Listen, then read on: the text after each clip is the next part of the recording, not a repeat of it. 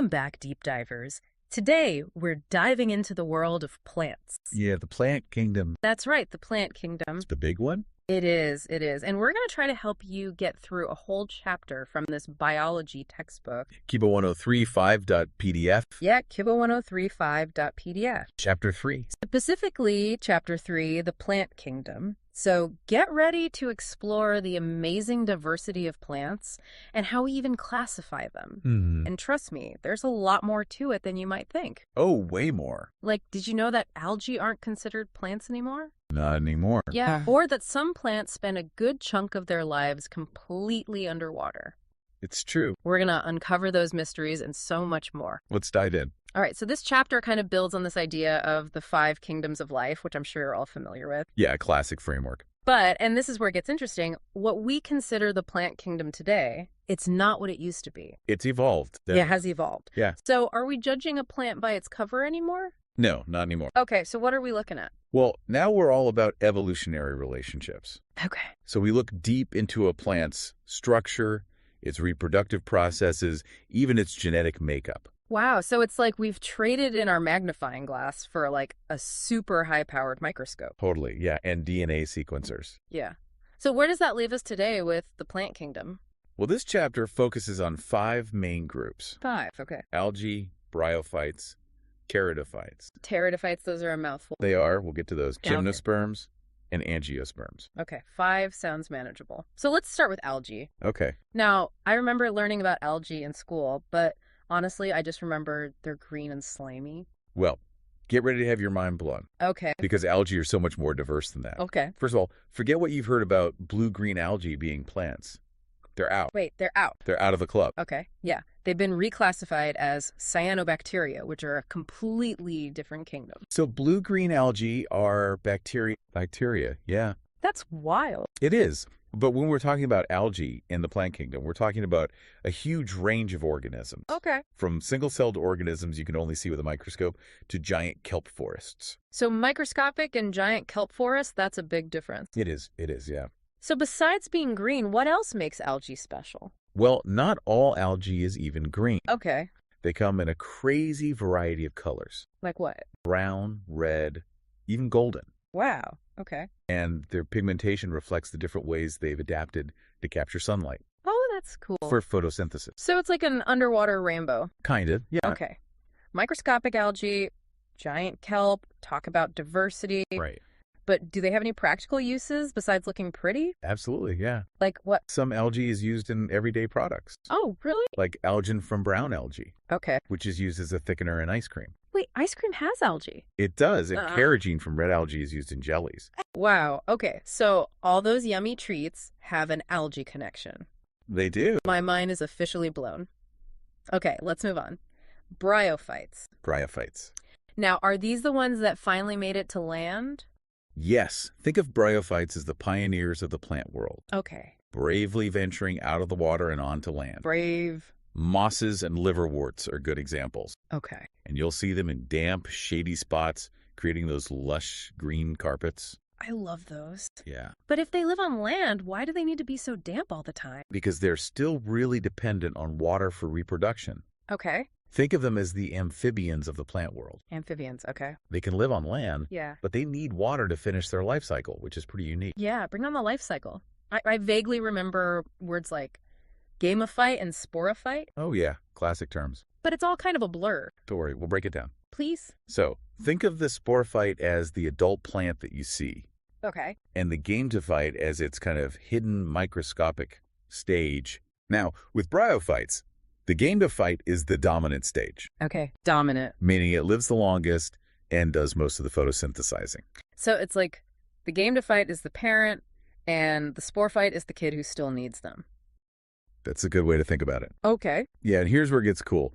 The sporophyte actually grows on top of the gametophyte Really? and depends on it for nutrients. So it's like plant piggybacking on another plant. That's it. Yeah. Ugh. Cool. Okay. So we've got algae in the water, bryophytes hanging out in those damp spots on land. Right. What's next in this plant evolution story? Well, the next big jump was the evolution of vascular tissues, Okay, I remember that word. xylem and phloem. Xylem and phloem, okay. And these allowed plants to grow taller and move further inland. Okay. We're talking pteridophytes now. Pteridophytes, okay. The group that includes ferns and horsetails. Ferns, okay, I know those. Yeah, so those vascular tissues, that's their internal plumbing system. Yeah, transporting water and nutrients, right? Exactly. That was a game changer. Yeah, it's like upgrading from a bicycle to a high-speed train. Right. With vascular tissues, plants could break free from those damp environments and explore drier areas. That makes sense. So pteridophytes are ferns. They are, and they have a fascinating life cycle too. Oh, here we go again. But this time, the sporophyte is the dominant stage. So their life cycle is flipped. It is. Now, the sporophyte is the parent, Yeah, and the gamedophyte is the tiny dependent stage. exactly. It's like evolution was experimenting with different ways to organize a plant's life. So what else is different between pteridophytes and bryophytes? Well, their leaves are a big clue. Bryophytes don't have true leaves, Okay. but pteridophytes do, and those leaves come in all sorts of shapes and sizes. Okay. Some, like on Selaginella, are tiny, almost scale-like, Okay. called those microphyls. Microphyls. And others, like on ferns, are large and often really intricately divided. Those are macrophylls. Macrophylls. So tiny leaves, big leaves. Exactly. And even those simple leaves can tell us so much about a plant's evolution. Yeah, it's amazing. It is, and those leaves are just one example of the diversity we see within the pteridophytes. So pteridophytes were a pretty big step forward in plant evolution. They were. So what's next? Well, the next group, the gymnosperms, took a major step towards independence from water. Okay. And that step was the evolution of seeds. Seeds, now we're talking. But what makes them so special? I mean, I know they grow into plants, but why is that a big deal? The big deal is that seeds represent a whole new level of protection for a plant's offspring. Okay. Think of it like this. Imagine a pollen grain as a tiny spaceship A tiny spaceship. on a mission to find its target, the ovule, the egg of another plant. Okay. In bryophytes and pteridophytes, that pollen grain needs water to swim to the ovule. Okay. And the fertilized egg then develops into an embryo that's really vulnerable to drying out. Okay, so it's like a tiny spaceship braving the elements. Right. But with seeds, things are different. The pollen grain, our little spaceship, still needs to reach the ovule. But this time, it doesn't need water to swim. It can travel by wind or even hitch a ride on an animal. So the spaceship got an upgrade? It did, yeah. And once the pollen grain reaches the ovule Okay. and fertilization happens, the embryo develops inside a protective seed coat surrounded by a nutrient-rich food supply. So like a cozy little capsule. Exactly. Okay, that makes a lot of sense. Yeah. So gymnosperms are the ones with seeds, Yeah. like pine trees, conifers. Yeah. Conifers are the most familiar example. Okay. But the group also includes cycades, ginkgos, and other cool plants. Okay, and the chapter calls them naked seeds. What does that even mean? It means that their seeds are exposed on the surface of reproductive structures like cones. Like a pine cone. Like a pine cone, exactly. Right. Those scales are modified leaves, and the seeds are nestled right there on top. Okay, that makes sense. So no fruits yet. Not yet. Uh-huh. Fruits come with the angiosperms. Okay. But gymnosperms were a major evolutionary innovation. Those seeds, along with their adaptations like needle-like leaves and thick cuticles, allow them to live in a ton of different places, Okay. from deserts to snowy mountains. Wow, they sound tough. They are. Mm. And they also develop some really interesting relationships with other organisms, Like what? like fungi and bacteria. What, like teamwork in the plant world? Exactly, which help them thrive even in challenging environments. That's cool. Okay, so I'm really curious about these angiosperms, Okay. the ones with the fruits. Yes, They're the most diverse and dominant plant group today, right? they are the most successful. So what makes them so successful besides the fruit?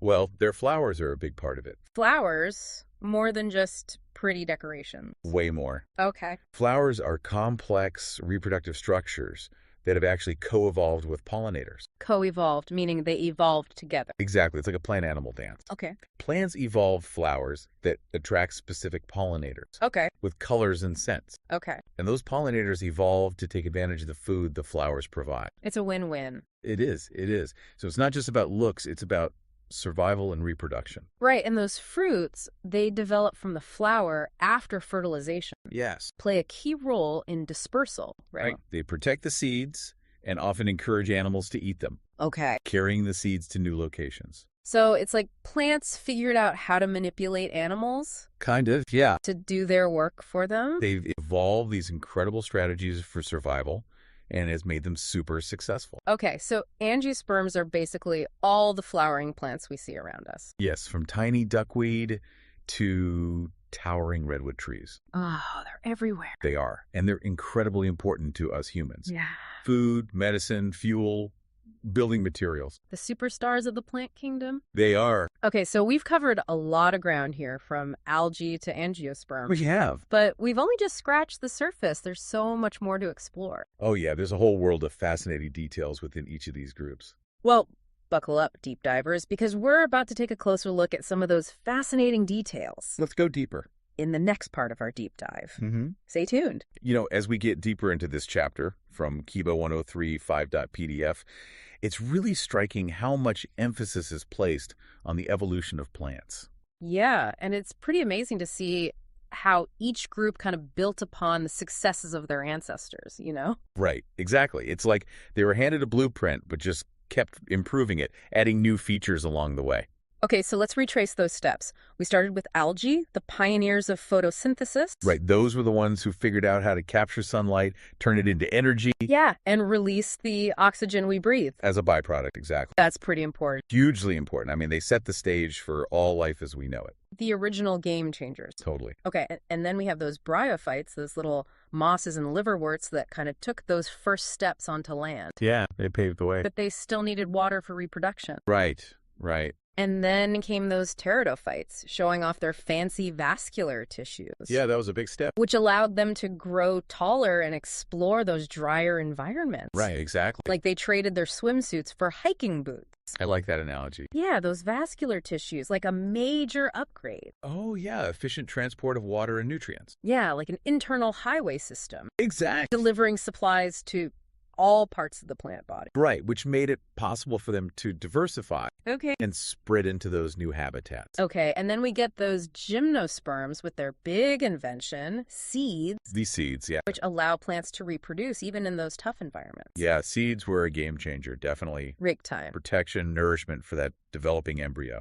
Yeah, and allowed them to colonize all those different habitats. Exactly. Lexits, mountains, all sorts of places. Right, it's like they went from sending out those fragile seedlings into the world to launching these well-equipped survival pods. That's a good way to put it. Yeah, those seeds were key. And finally, we get those angiosperms, the flowering plants. The stars of the show. Right, with their vibrant colors, enticing scents. Attracting those pollinators. Right, that's a whole different kind of strategy. Totally right. They figured out they didn't need to rely solely on wind or water anymore. Yeah. They could entice animals to do the work for them, Yeah. offering a little reward in return. It's a pretty brilliant example of coevolution. It is, yeah. So it's not just about looks, it's about survival. Exactly. Okay, but this chapter doesn't just give us like the broad strokes of plant evolution. Right. It also gets into those nitty-gritty details about each group. It does, yeah. Like, remember those algae? The chapter highlights how diverse they are. Oh, yeah. It even classifies them into 3 main types based on their pigmentation. Right. The Chlorophyceae, the green algae, Okay. Phaeophyceae, the brown algae like kelp, Okay. and Rhodophyceae, the red algae. Okay, so 3 different types. Yeah, based on their color. Wow, so even something as simple as color can tell us a lot about how they've adapted. Oh, exactly. Okay, and then we move on to those bryophytes, and the chapter really zooms in on their kind of unique reproductive strategies. Right. Things like gemma cups, Those are filled cool. with tiny clones. It's like they have backups of themselves ready to go, Yeah, ready to spread out and colonize new areas. and their life cycle with that dominant gamophyte stage. Right, so different from other plants. It's like they're playing by a different set of rules. Totally. Okay, and then those pteridophytes with their incredible diversity of leaves. Right, those microphylls in Selaginella Right?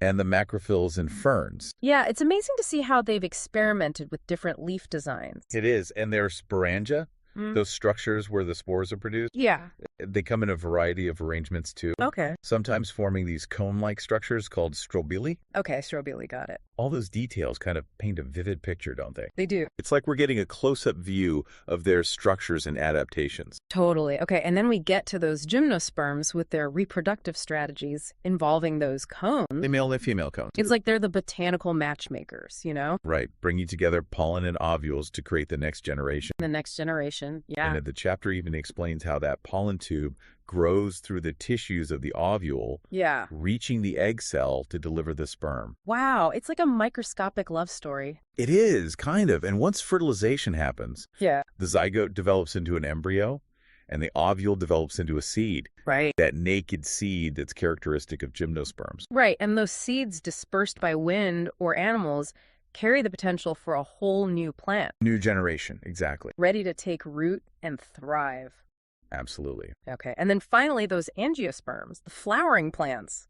So diverse. All right, with their array of colors, shapes, scents, They've mastered the art of seduction, haven't they? they have, those flowers are not just beautiful. Right. They're designed to attract those specific pollinators. Exactly. And the chapter gets into the details of that flower structure, Yeah. explaining how the sepals, the petals, the stamens, the pistils all work together. Wow, it's like a symphony, It is a symphony of reproduction. a botanical ballet. Yes, exactly. Every part playing a crucial role. Right. And then you have the fruits that develop from the flower Yeah, those fruits. after fertilization. With their fleshy or dry exteriors, their sweet or tart flavors. Nature's candy, right? Yeah, enticing animals to spread those seeds. Exactly. It's a brilliant strategy. It is. It's one of the reasons why they're so successful. Right. Diversifying into the vast array of species we see today. Okay, so it's incredible to think that those tiny seeds protected within those fruits hold the potential for a whole new plant. A new generation carrying on the legacy of their ancestors. Wow. This chapter, with its emphasis on evolution, has given us a glimpse into this incredible journey of plants. It has, from those humble algae to the angiosperms that dominate our world today. It's a story of adaptation, innovation, resilience. Absolutely. A testament to the power of life to evolve and thrive. Right. And as we face new challenges in the 21st century, Yeah. understanding these secrets of the plant kingdom might hold the key to solving some of humanity's problems. Okay, now you mentioned the chapter goes into the nitty-gritty details of those plant characteristics. It does, yeah. What are some specific examples that really stuck out to you? Well, one that comes to mind is the description of algae reproduction. Okay. The chapter explains how they can reproduce vegetatively Okay. through fragmentation. Fragmentation. Yeah, where pieces break off and grow into new individuals. So like cloning themselves. Yeah, basically. That's pretty handy. It is, and it can also reproduce asexually Okay. through the formation of different types of spores. Spores. Okay. Those tiny reproductive cells Yeah. that can develop into new plants without fertilization. So like those little plant pioneers Right, exactly. spreading out. And then there's sexual reproduction. Okay, with those gametes. The sex cells, yeah. Right, the ones that need to find each other Exactly. to create a new individual. Right, and the chapter explains the different ways those gametes can fuse. Okay. From isogamy, where the gametes are similar in size, to oogamy. Oogamy. We have a large non-motile egg and a small motile sperm. Okay, hold on. You're going a little fast for me. Oh, sorry. Can you break that down a bit? Yeah, so think of isogamy like a dance between two partners of equal size and ability. Yeah. Anisogamy is like a dance where one partner is a bit bigger, maybe a bit slower, Okay. and the other is smaller, more agile. Okay. And then oogamy. Yeah. That's like a dance where one partner, the egg, is like a princess waiting in her castle, Okay. and the other partner, the sperm, is a knight on a quest to find her. Okay, I get it now. The sperm and the egg. Right. And even in the microscopic world of algae, there's so much diversity in those reproductive strategies. Yeah, that's amazing. It is. And it's a key factor in their success. It allows Yeah. them to adapt to all these different environments. Okay, so it's like they've got a whole arsenal of reproductive tricks. They do. Yeah. Okay, and then we get to the bryophytes. The chapter highlights their unique life cycle. Right. With that dominant gametophyte. Yeah, remember how we talked about the sporophyte, depending on the gametophyte? Yeah, it's a role reversal. It is. And the chapter explains how those sporophytes develop from the zygote, the product of fertilization, Okay. and eventually produce spores through meiosis. So it's like a back and forth between the gametophyte and the sporophyte. Exactly. Yeah. A cyclical dance. Yeah, each playing a crucial role in the bryophyte life cycle. And that life cycle is tied to their need for water for reproduction. Right, right. Those motile sperm need water to swim to the archegonia. Right, where the egg is waiting. Exactly. It's like a miniature aquatic adventure. It is for those tiny sperm. It is. And the chapter even talks about the structure of those sex organs, the antheridia and archegonia, Okay. highlighting their multicellular nature. Wow, so much complexity even in these simple plants. Right. They're not just blobs of green. Right. They have these specialized structures for very specific functions. Yeah, it's like peeking into their microscopic world. Exactly. Okay, and then we move on to the pteridophytes, and the chapter emphasizes those vascular tissues. Right, the xylem and phloem. Right, that revolutionized plant life on land. They did those internal plumbing systems. Yeah, like upgrading from horse-drawn carriages to bullet trains. Exactly, yeah. And the chapter talks about how those tissues are organized in the roots, stems, and leaves. Providing structural support, allowing them to grow taller. Right, it's like they built themselves a scaffolding system They did, yeah. to reach for the sky. Exactly. And the chapter highlights that diversity of leaves. Right, from those The microphyll tiny ones. to the macrophyls. The big ones? Those leaves are like their solar panels, capturing sunlight for photosynthesis. Right, and they're adapted to all sorts of different environments. They are, yeah. And remember how we talked about heterospore and some pteridophytes, Yes, in Selaginella and Salvinia, where they produce those two types of spores? the megaspores and microspores. Right, so remind me again, what was that all about? So those megaspores develop into female gamophytes, Okay. and the microspores develop into the male gamophytes. So it's like they have separate male and female plants, Exactly. even though they might not look that different to us. Right, and here's the cool part. Those female gamophytes are actually retained on the parent sporophyte for a while. So it's like a plant version of pregnancy? Kind of, yeah. Okay. And the development of that zygote into an embryo takes place within that protected environment. Wow, that's a pretty big step towards the evolution of seeds. It is. It shows how plants were evolving Yeah. towards greater protection Right. and nourishment for their offspring. Okay, on to gymnosperms. What stood out to you about their characteristics? Well, the chapter really emphasizes their adaptation to all those different climates. Yeah. Think about those conifers with their needle-like leaves and thick cuticles, Right, to reduce water loss. minimizing that water loss. Exactly. Yeah, and allowing them to survive in all those dry regions. Right, they're like the camels of the plant world, They are. conserving water to survive. And those sunken stomata, those little pores on the leaves, Right, those help reduce water loss too. it's like they sealed themselves up tight They did, yeah. to prevent that evaporation. And then you have those symbiotic relationships. Right, right. The chapter talks about how some gymnosperms partner up with fungi, forming those mycorrhiza. Right, those fungal networks Exactly. that extend the root system. Right, to help absorb nutrients. So they've outsourced their nutrient absorption They have, yeah. to those fungal helpers. And some even team up with cyanobacteria. Cyanobacteria, those are the ancient organisms that helped create our oxygen, right? The very same. Wow, and they form those coralloid roots. Right. Okay. And they provide the plant with nitrogen. So it's like a plant-microbe partnership. It It's is. been going on for millions of years. Millions of years, benefiting both partners. That's amazing. Okay. And then when it comes to reproduction, the chapter really gets into those details about those cones. Those male and female cones, yeah. It's like the botanical version of a singles bar, you know, Right, exactly. where those pollen grains and ovules mingle, hoping to find a match. Hoping to find a match, yeah. Okay. The chapter talks about how those pollen grains, the male gamedophytes, are carried by the wind, Yeah. hoping to land on a female cone Okay. and fertilize an ovule. So it's like a botanical lottery, It is. hoping to hit the jackpot. Hoping to hit the jackpot. And the chapter describes how that pollen tube grows through the tissues of the ovule, eventually reaching the egg cell and delivering the sperm. It's like a microscopic journey It is. through a maze. And once fertilization happens, the zygote develops into an embryo, and the ovule becomes a seed. That naked seed. Okay, and then we get to the angiosperms. What details about their characteristics really stood out to you?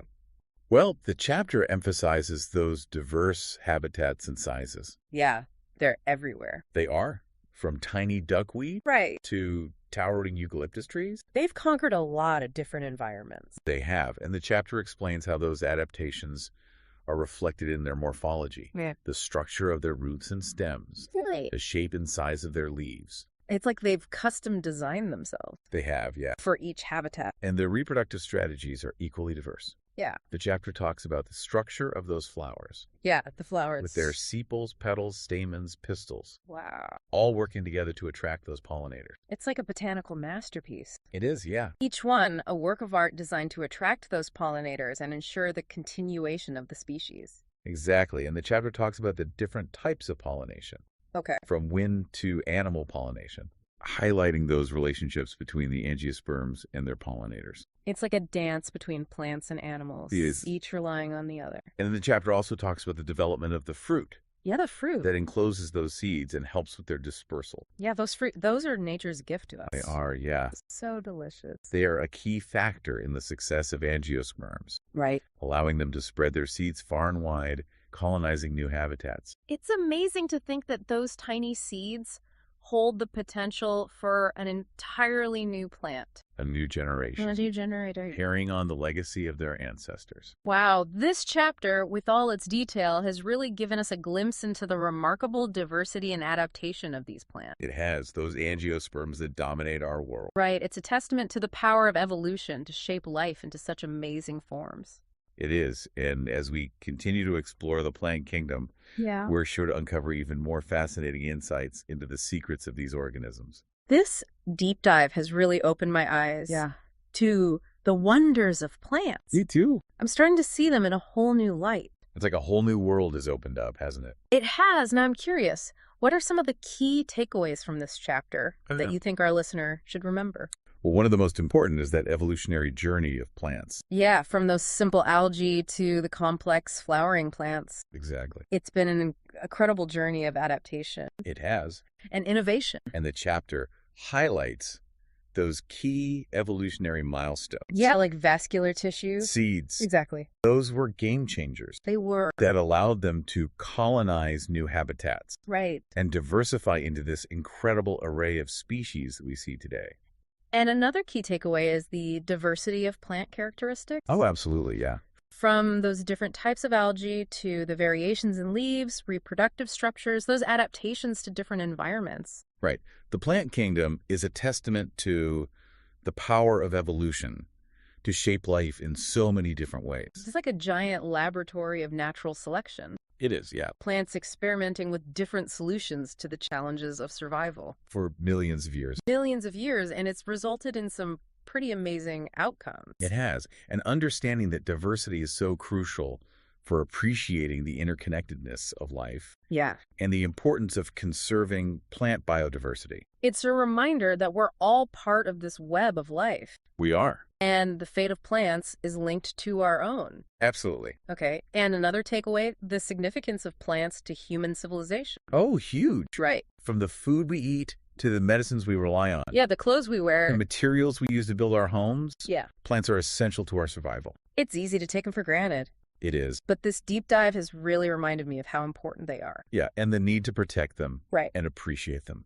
And another takeaway is the ongoing nature of scientific discovery. Oh, definitely, yeah. Right.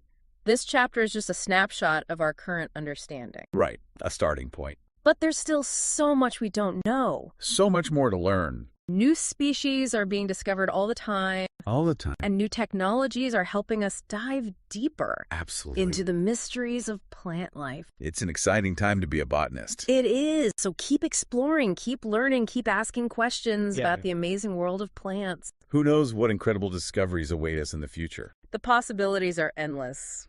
They are. Well, this deep dive has been a journey of discovery for me. I feel like I've gained a whole new appreciation for the plant kingdom. Me too. It's been great exploring these concepts together. It has, and I hope our listener feels the same way. I'm sure they do. There's something really captivating about plants. Oh, yeah. It's like a secret garden just waiting to be explored. It is. Who knows what wonders we might find hidden within those leafy depths. Okay. Before we wrap up this part of our deep dive, is there anything else you'd like to highlight from the chapter? You know, one thing that really struck me as we were discussing the various groups is that interconnectedness of their evolution. Right, like a family tree. Exactly.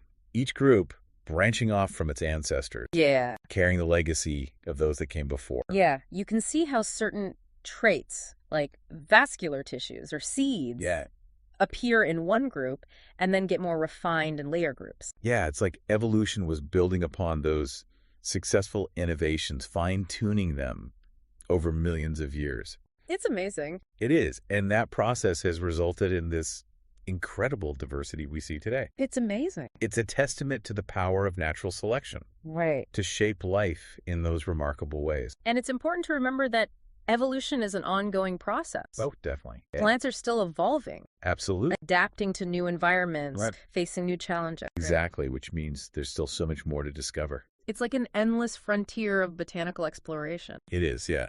And as we learn more about plants, we're not only expanding our knowledge of the natural world, Right. but we're also gaining insights that can help us solve some of those big problems facing humanity, Exactly, yeah. like finding new sources of food, medicine. Sustainable materials. Right. Plants hold the key to many of the solutions we seek. So let's keep exploring, keep learning, Yeah, and keep marveling at the wonders of the plant kingdom. absolutely. There's a whole world of botanical treasures out there. Okay, now before we move on to the final part, or deep dive, I want to give our listener a moment to reflect on what we've talked about. Good idea. It's been a lot of information. It has. So take a moment, dear listener, to think about what's resonated with you most from our exploration. Yeah. What surprised you? What sparked your curiosity? And as you ponder those questions, remember there are no right or wrong answers. Right. The beauty of learning is in that journey of discovery, in the questions we ask, in the connections we make. So embrace that curiosity, let your imagination wander, and get ready for the final part of our deep dive. Yeah, where we'll explore even more fascinating insights from the world of plants. Until then, happy botanizing. Okay, so we've gone from those ancient algae to those superstars, the angiosperms. The flowering plants. The flowering plants. But how does knowing all this about plants actually help us? That's a great question. It's been fascinating. Yeah. But, like, what's the bigger picture? Well, we often get so caught up in those amazing details Yeah. that we forget plants aren't just, specimens in a textbook. Right. They're the foundation of ecosystems. Mm-hmm. They're part of our history, our culture. Yeah. They're vital for our survival. So it's more than just how pretty they are Oh, way more. or how we classify them. Exactly, yeah. Oh. This chapter, Kibo 1035.pdf, it touches on these connections. Okay. But let's really dive in. Think about the food we eat, Okay. the clothes we wear, Yeah. the medicine we depend on. Yeah. So many of these things come from plants, That's true. I never really thought about it like that. especially those angiosperms. Really? Yeah. And it goes beyond just stuff, material things. Okay. Plants are essential for regulating our climate. Right. They filter our air and water. Mm-hmm. They're a habitat for so many species. They're like the unsung heroes. Totally. They're working behind the scenes, keeping everything running. Right. But the chapter also mentions some, challenges, like Yeah. climate change, biodiversity loss. Right. How do those things affect the plant world? Plants are tough, but they're not invincible. Right. Climate change brings higher temperatures, Yeah. crazy weather, changes in rainfall, Yeah. all of which stress plants. It can really disrupt ecosystems. So they're feeling the effects of climate change. Oh, yeah. They're on the front lines. They're on the front lines. But this is where understanding plant diversity and adaptation becomes really, really important. Okay. So how... By looking at how plants have adapted in the past, Okay. we get clues about how they might deal with a changing climate. So like learning from nature's playbook. Exactly. If we know certain species can handle drought, Yeah. we can prioritize protecting them in areas that might become drier. Right. Give them a head start. Yeah, exactly. Okay. What about biodiversity loss? That's a big one. Yeah. It's a problem for plants and the whole planet. Okay. As habitats are destroyed or fragmented, plant species vanish. Mm-hmm. And that has effects throughout the entire ecosystem. So it's more than just losing a few plants. It's like losing pieces of a puzzle, the picture's incomplete, Yeah. the whole system becomes less stable. Less resilient. Exactly. And here's where knowing about plant diversity is even more important. Okay. If we get those unique roles each species plays, Yeah. we can develop better ways to protect them. So it's not just about protecting individual species. It's the whole web of life. Okay, but is there anything we can actually do to help plants? Oh, absolutely. Okay, good. We don't have to just stand by and watch. Okay, good. We can support conserving and restoring those natural habitats. Okay, that's a good start. Like forests. Forests, grasslands, wetlands, Okay. all those places where plants thrive. Okay, so what else can we do? Well, we can be more aware of what we buy. Okay. To sustainably source stuff. All right. Cut down on single-use plastic. Yeah. Eat less meat. Things like that. So our everyday choices matter. Oh, they do. Even small changes help. Okay, that's good to know. And here's another thought. We can bring more plants into our lives. Okay. Plant trees, start gardens, even just have houseplants. That's easy enough. Those actions can make a difference. I like that, like welcoming nature into our spaces. Exactly. And remember those symbiotic relationships we talked about. Yeah. We can apply that knowledge too. Okay. Things like cover crops for promoting soil health. That helps plants thrive Okay. and helps them take in more carbon. Hold on, remind me. Carbon sequestration, what's that again? It's basically taking carbon dioxide out of the atmosphere. Okay. And plants, they're experts at that. They use it for photosynthesis and store it in their tissues in the soil. So they're like natural carbon sinks. Exactly. And by keeping our ecosystems healthy, we help them do that even better. Wow, plants really are amazing. They are. This chapter is just a starting point. Right. It opens up a whole world of possibilities. Right. The plant kingdom's not just pretty, it's a source of solutions to our problems. It's a hopeful message. It is. So as we wrap up our deep dive, what's the one thing you want our listener to take away? Remember, the plant world is full of fascinating stuff, but don't lose sight of the big picture. Yeah. See the connections, the importance of protecting them, and the potential for a future where we all thrive together. Beautifully said. And on that note, keep exploring, keep learning, and keep appreciating those plant wonders. Yes. Who knows what we'll discover next? Until next time, happy botanizing. Happy botanizing.